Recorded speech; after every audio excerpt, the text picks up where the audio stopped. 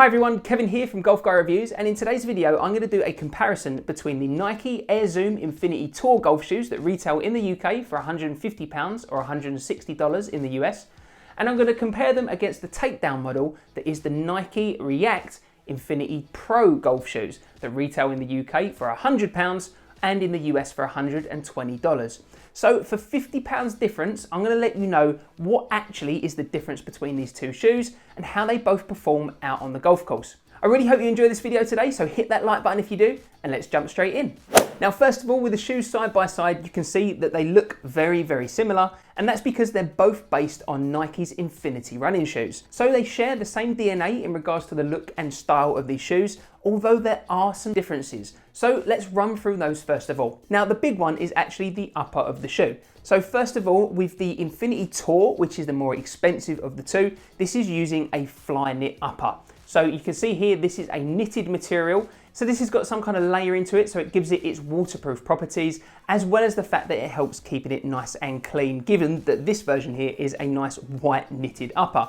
You can see actually on the top of the tongue area here that doesn't have that covering on it, so this is just the exposed knit. So you can see that it's very much nice and lightweight and very breathable. And then towards the rear of the shoe, you've got, I think, a slightly different material. I don't necessarily think this is Flyknit, but this is just some kind of synthetic upper material here that you've got, that's got these kind of perforated dots all on the outside and on the inside of the shoe.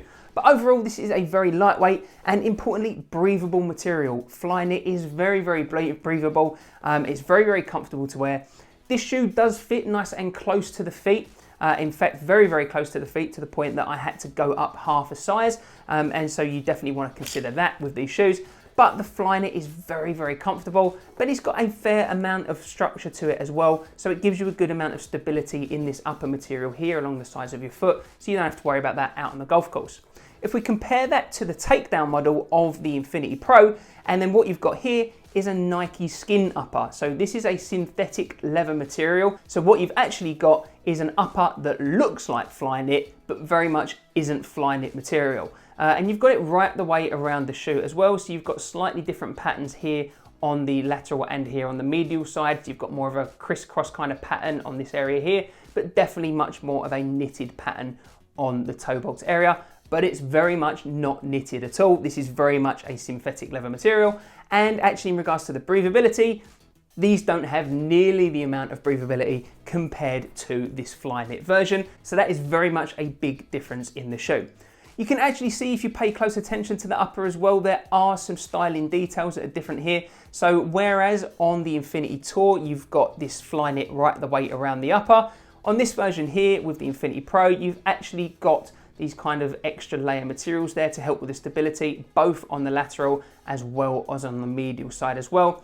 And you can see if I show the laces on these shoes here as well, you've actually got that material kind of looping in there on the laces. Now with both of these shoes, you've actually got loads of different colorway options, none of which are actually the same. So with the Infinity Pro, they never actually released a version which looks like this kind of signature colorway with the Infinity Tour. They've very much gone down the route with their own different colorways. And another slight difference as well you can see on the heel of the shoe here is that you've got a camo kind of pattern there on the back of the shoe. You've definitely not got that on the back of this shoe here. One other difference as well to point out is that here on the Infinity here on the Infinity Tour, you've got this external TPU heel counter, helping you keep nice and locked in at the heel area of the shoe.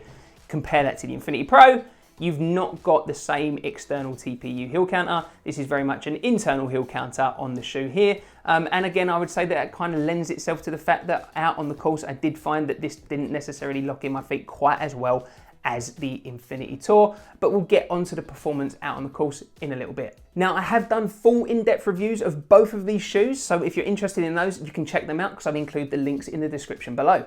Right, so we've compared the uppers, but what we really want to know is actually how they fit and feel out on the course and how they feel on your feet. So first of all, in regards to the actual midsole, you've got some significant differences between these shoes and probably where the majority of that cost difference is. In the Infinity Tour, you've got a React foam midsole, but you've also got the Air Zoom pockets as well. So you've got one on the heel, two at the front of the foot, and you've actually got an Air Zoom unit running right the way under the foot of your shoe there, or under your foot, and they are an incredibly soft feeling shoe underfoot that give a great sensation, very soft and very bouncy, a good amounts of responsiveness. These are just as comparable as to an Adidas Boost shoe. If anything, these probably actually slightly edge it if you compare them side by side, which I did in my full review. If you compare that with these shoes, with the Infinity Pro, then what you've got instead is just a full-length React midsole foam there. And you can see it's quite thick and chunky in the kind of heel area there. But actually, I was a little bit disappointed with the softness of these shoes. Given that these are full-length React foams, they just don't really feel like it. I definitely think that I have tried softer golf shoes that have full-length React foam that feel a lot softer underfoot. Definitely the React Vapor 2s, which are a personal favourite of mine in the Nike range, feel a lot softer underfoot when you compare them with these shoes. So that is definitely a big difference when you compare the two side by side. Another difference as well with the shoes is actually the fit of them. So both of these shoes, I would say, fit very, very close to feet. But with the Infinity Tour, there isn't a wide fit version, so you can only get what's out there. Whereas with the Reacts, actually you do get a wide fit version available. So if you need shoes that have a little bit more room in them, then you can buy those as well. But they do both fit very, very close to your feet. With the Infinity Tours, I actually went up half a size, and I'm really glad I did. I definitely needed to. With the Infinity Pros, I actually went true to size because they did feel that they fit slightly bigger, and I can just about get away with a 9 in these, whereas they hurt my feet in these. But you can definitely think about going up half a size in these too. However, what I would say in regards to the fit and feel is that the inside of the shoe is very, very different. So with the Infinity Tours, these feel really, really comfortable straight out of the box. It's nice and flat footing under your feet. Compare that to the Infinity Pros, and actually I did find that I had quite a bit of pressure for some reason in this area of the foot, on the outside of the ball area of my foot, and definitely it was something you really, really notice when you compare the two side by side. So these are a lot more comfortable to wear out on the course. Another area in regards to the comfort of these shoes I want to talk about is the heel area. So you can see here on the Infinity Tours, you've got a lot of padding on this heel that really does kind of exaggerate up the heel area of the shoe, and you've got some padding right at the very top of the shoe as well. Compare that with the Infinity Pro, you've not got nearly as much padding. It's not nearly as defined in the shoe. You've got a decent amount of padding in now, but there's not nearly as much, and it doesn't lock down your foot nearly as well. So I found with the Infinity Tours, I didn't have any blisters whatsoever. With the Infinity Pros, I got blisters on the heel of these shoes, and they definitely would take a little bit longer to break in. So again, that is quite a significant difference between these two shoes. So are the Infinity Tours better in every single way? Well, not quite actually. There's definitely one area where I think the React actually perform a little bit better, and that's in regards to the general stability of the shoes. What you have with the Infinity Tour is that you've got this Flyknit upper material, and as I said, on the kind of area where you would have a tongue, then actually you've just got the exposed material, and you can see here it is very, very flexible indeed. And what I found personally is that actually it didn't quite lock down my feet at the front as much as I want, and I was worried about the stability of the shoe a little bit. So this doesn't necessarily mean that it applies to everyone. These shoes could fit you very, very differently. But for me personally, I've got quite a skinny little size 9 foot, and I personally have rolled my ankles playing football or soccer if you're in the US loads and loads of times, and I know that I've got very weak ankles, and I struggle with my shoes and trainers as well as golf shoes in this area, and I feel like I need a lot of stability here at the top of the shoe. So if you're like that and you're like me, that you feel that you need that stability here, just be aware that you're not necessarily getting that from the Infinity Tours.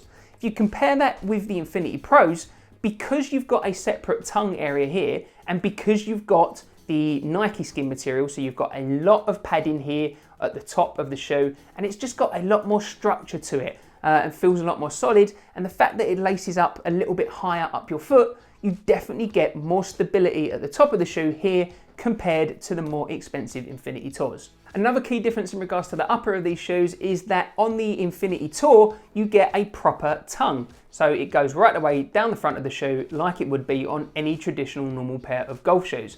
Compare that with the Infinity Tour, and actually you don't get a tongue at all. It is a one-fit booty construction. So it means that it can be a little bit trickier to get on and definitely has a little bit of a different feeling to it. But on the positive side, it means that these give you a very nice lockdown feeling right the way across the foot. On the negative side, it means that it's a little bit trickier to actually adjust. The fit is the fit. Lastly, I just wanted to talk about the grip of these shoes very briefly, and that's because while they are unique to the golfing world with the way that they use these large piston spikes, the grips are exactly the same. They use what I would say pretty much identical sole plates. Identical. Certainly in regards to the piston spikes that they both use here, if I just hold up the Infinity Tour, for example, you've got these flexible spikes. You can see on the heel that actually you've got a lot of movement in these spikes. And you've got the big, large one at the heel, and then you've got two slightly smaller ones at the front of the shoe, and they are absolutely the same. It even looks like they use a very similar material for the rest of the sole plate there. The only difference being with the Infinity Tours, you can see here that it's see-through right the way through the shoe. Compare that with the Infinity Pros, and these just look like they are coloured to match the shoe. So in this one here that I've got, they're just plain black. But again, in regards to the grip, they perform really well out on the course. If you want to know exactly how well they perform and how I go on with them, you can check out my full reviews that I've included the descriptions down below. But generally, actually, I was really impressed with the performance of these shoes. But my one concern with both of them is the fact that they have spikes, but they're not replaceable. So if you break one of those spikes and your grip is compromised out on the golf course, these shoes are no longer any good. You're gonna have to buy complete new golf shoes, which I find quite frustrating, to be honest. But let me know down in the comments, what do you think about that? Do you prefer to have spikes that you can replace, or are you happy with the fact that these aren't replaceable? So here's the big question. Are the Infinity Tours worth the extra £50 compared to the Infinity Pros? In my opinion, yes, absolutely. There is a lot more tech going on in these shoes that justifies them being a third more expensive compared to the takedown model here. That being said, am I totally convinced about the hype of the Infinity Tours? They are a very good shoe, I will say that. But for me personally, they do have a couple of issues in regards to the performance that I think everyone should be aware of and make sure they're comfortable with before they head out and buy a pair of these. So definitely you want to check out my full review on these shoes. Personally, I was actually really quite disappointed with the Infinity Pros. They're still £100, so that's not an insignificant amount of money. And for that money, I think there are actually better performing Nike golf shoes out there on the market at the moment.